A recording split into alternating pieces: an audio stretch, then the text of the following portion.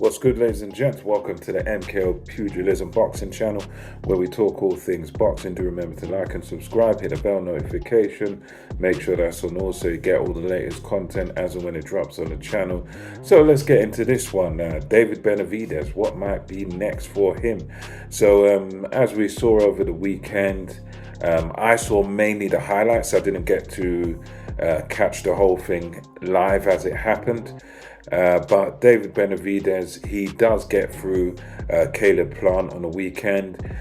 Most people had him as their favorite. A lot of people did pick him to KO Caleb Plant. Obviously, that is not what happened. Caleb Plant is a very tough guy. And the way the fight went in short was that Caleb Plant, he started off very, very well. He outboxed David Benavidez for the majority of the first 6 rounds, I would say. He outboxed him, he outwitted him, his speed was good, excellent work rate. He was outmaneuvering Benavidez. Benavidez was coming forward, but he wasn't coming forward with much sort of creativity or anything. It was just a man marching forward.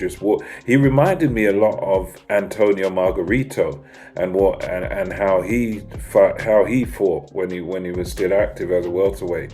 Very tall, upright, long levers, and an out and out sort of pressure fighter. And that's what, in some regard, they're not exactly the same. But just because of the height, the heritage and everything, just Mexican heritage, they do. I think Benavidez does kind of remind me of him, as when he's sort of attacking, there's not that much sophistication in it. You can kind of figure it out. I mean, he's still a relatively smart fighter, but in that first half, he was just getting outboxed and pretty much getting outclassed.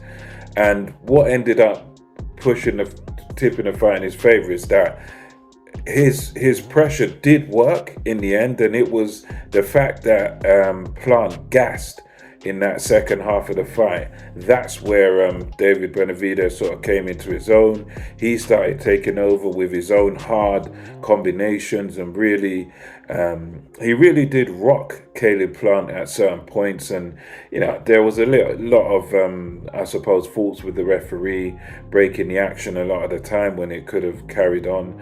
I think Benavidez showed some good points in that he was strong enough to just break out of clinches. So there would be times where Caleb Plant would get hurt and would need to hold on to him, and he was able, in his own strength, just break free of it and then get back to work. He did throw some good combinations. He showed some good endurance in the ring and some good, strategically, I think he did get it right, really, overall, because him and his team, they figured that, well, eventually Plant is going to tie down the stretch. We've got a good engine, and we'll just stick it on him when he fades. As he fades, we'll just keep piling the pressure on. And there were certain points, especially right towards the very end. I think about roughly round 10, when Plant really did get rocked by Benavidez, and it looks like, to me, it could have been all over. But credit to Plant, because his nose went, and he had blood all over his face, did Caleb Plant, because he did have to take some whacks. He did really have to he did have to take some serious punishment in that ring. But he showed a lot of toughness, did Caleb Plant.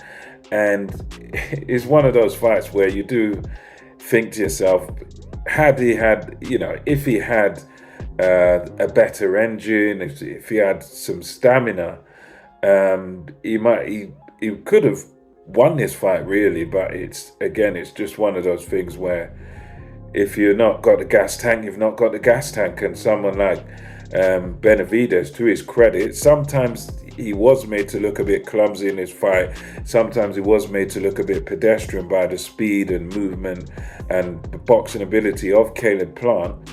But one thing he was able to do, he's quite one-paced in the way he fights, but he was able to just keep coming and keep coming and keep coming. And Another thing about Plant is he just didn't seem to have that punching power to really discourage David Benavidez, and I think that's part of the reason why Benavidez was able to just sort of walk through a lot of shots and just put his own, get his own shots in there. And as Plant tired, he took over.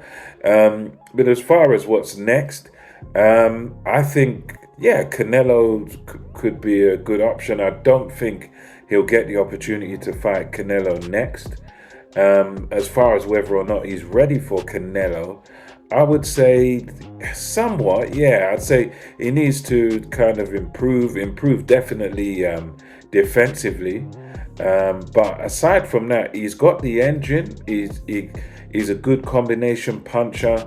He's big, he's strong, he's tall.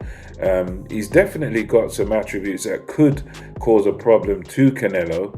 But looking at the way he's performed there, I definitely 100% back Canelo to beat him if they do fight. But he does have a chance just based on the fact that he just keeps coming.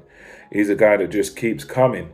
But then on the other side of the spectrum, obviously Canelo's resume, super middle, it really is second to none.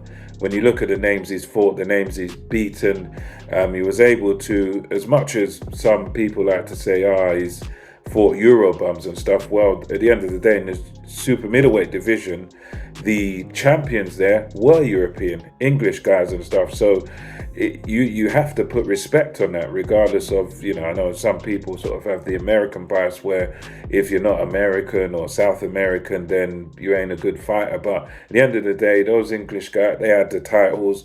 He was able to go around, take the titles off Saunders, Smith, and Plant respectively, and clean up the division in about a year. So, Benavidez hasn't really fought any, Plant was sort of the big test for him. But prior to Plant, he hadn't really fought anyone better than obviously the guys who Canelo's beaten. I think it would be a very entertaining fight if they did fight. But I reckon at this time now, Canelo is more so, first of all, he's got to get through John Ryder. And then he said he was looking at the Bivol rematch. And from my understanding, he wants that to be at light heavyweight, 175. Excuse me. So we got to see how he does against Ryder.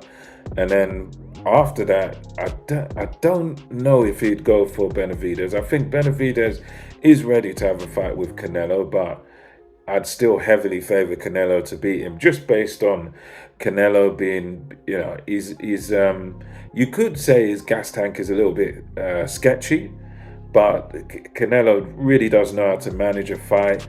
He's by far the more skilled boxer, and I think for me, Benavidez gets hit a bit too often for my liking for him to, and I don't think he really does anything special for me to say, right, yeah, this guy, Canelo's ducking him and he'll do a job on Canelo. There's nothing he does really that to me is special enough to sort of favor him against Canelo. I think he's a good fighter, that good a chance as anyone else, but I think there's a lot of gaps in his defense and stuff, and I think Canelo would just counter punch him and completely outbox him and maybe even hurt him. But yeah, I think it would be a good fight though, however. So let me know what you think about this Benavidez versus Canelo. I don't think it's going to be next, but after John Ryder, who knows if he doesn't do the Bivol fight. I think Benavidez would be a good one for him to go for. So let me know your thoughts on this, his performance on the weekend against Plant. And until next time, it's MKO Pugilism over and out.